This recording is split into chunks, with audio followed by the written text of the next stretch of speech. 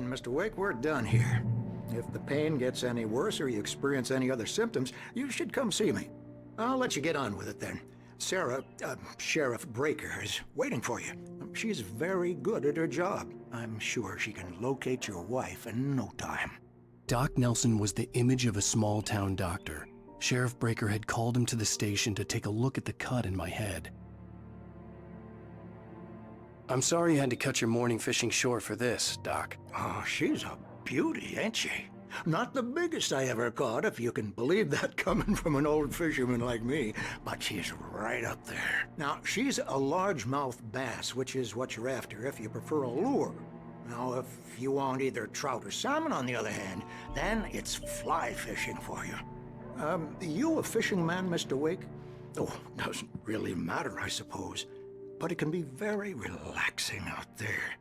You can't get me off the water this time of year. Closest thing to heaven. I'll take your word for it, Doc.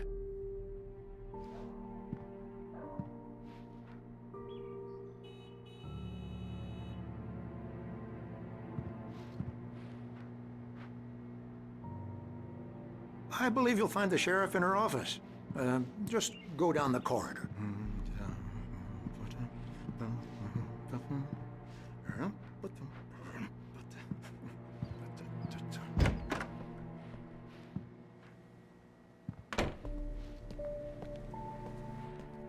Thank you for testing the lights, Miss Weaver.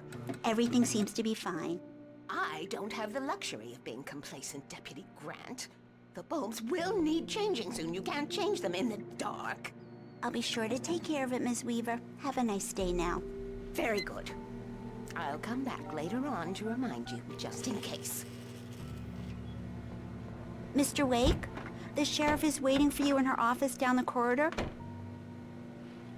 That was Cynthia Weaver. I guess you can call her the town eccentric. She used to be the editor of the local newspaper, but she's focused on, other things these days. She'd fit right in where I come from.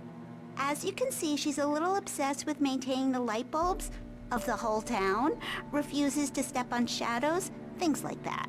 Back in her day, she wrote about all sorts of weird things in the paper. Bright Falls has a colorful history. Of course, what small town hasn't?